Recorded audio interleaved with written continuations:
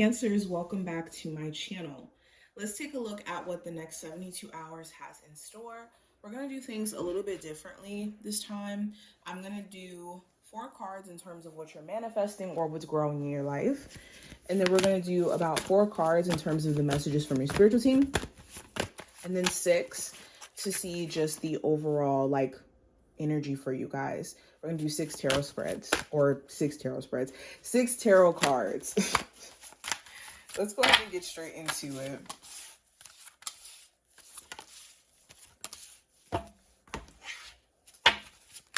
What is the energy around my Cancers in regards to the messages from their spirit guides?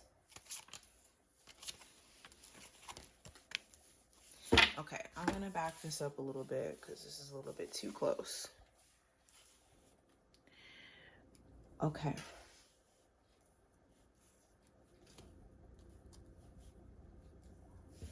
So, going into the things that you're manifesting and are also growing in your life, we have manifestation.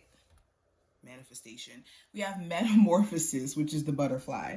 But it's so funny that manifestation just kind of rolled off of my tongue, right?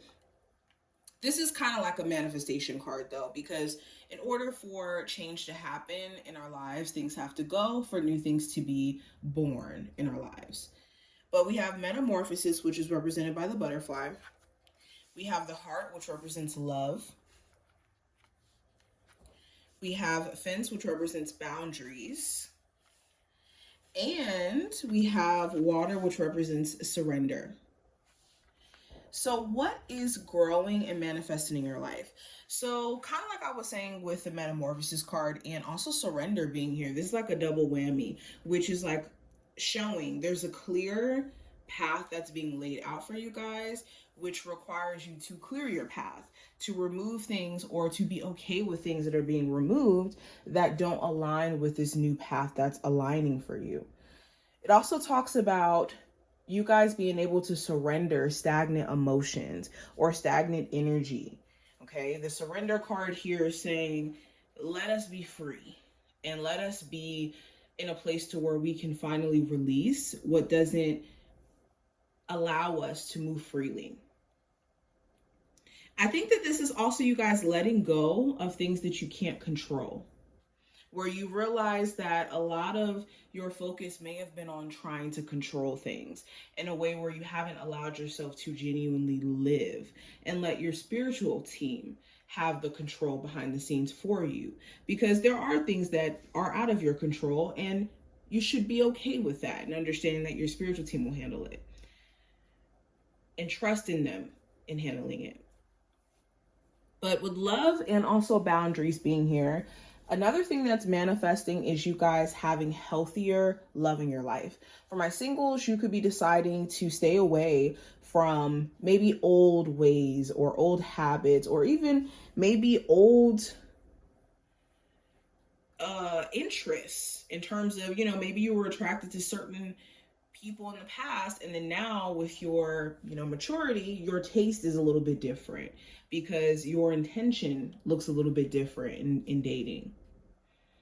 But also just healthier boundaries where they're not extreme to where you can't even have a relationship, but they're not extremely low where you're being tricked into friends with benefit situations or situations that are not actually intentional. Now, what are the messages from your spirit guides? Let's take a look at that. We have new vitality. We have rest and recover or rest and reconsider. I'm getting all the cards wrong today. And we also have shine and the throat chakra. So your spiritual team is asking you to take some time to really sit back and reconnect with your why as to why you're, in a relationship. What is the reason why you feel like this person is meant for you? Or when it comes to a job, why do you feel like this career path is calling towards you? And we have to do that often, not because we're, doubting said areas in our life, it's because we have to check in and understand our why so that we remain intentional. When any time that you find yourself getting disconnected from your why is when you're not moving from a place of clarity or, like I said, clear intention. Spirit also wants you to speak up for yourself. Stop biting your tongue. There could be a lot of moments where you're just kind of ignoring, maybe speaking up for things that you feel like your boundaries are being crossed in, or things that you're noticing that's just inappropriate. And you have to get to a place to where you can communicate effectively. Now, there's a way to go about it. The throat chakra card here is about making sure that you know your way of going about handling conflict. We can't just fly off the handle and go off and then expect a clear or meaningful response from the other person. That just gives them an excuse to be, rude or ignorant back, especially if we're talking about like romance. So better communication, and also not biting your tongue to where you get to a place to where you feel angry is going to be really important. Also, stay clear of anybody who you have to kind of like force to communicate, because that's a bad sign. Spirit also says that you need to be unapologetic, with shine showing up here in new vitality. In this next phase in your journey, you cannot be afraid to showcase your talents, your gifts. You can't be afraid. Now, going into the actual spread, let's pull some cards. What does the energy look like for my Cancers in regards to the next 72 hours? Is the energy, oh, hold on, I hate when my cards do that.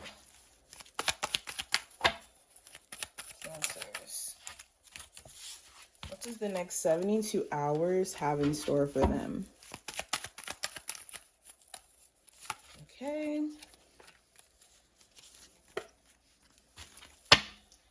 To bend them a little bit. All right, so going into just the general energy for you guys, we have the Six of Swords. So general energy talks about you mentally moving to a better place.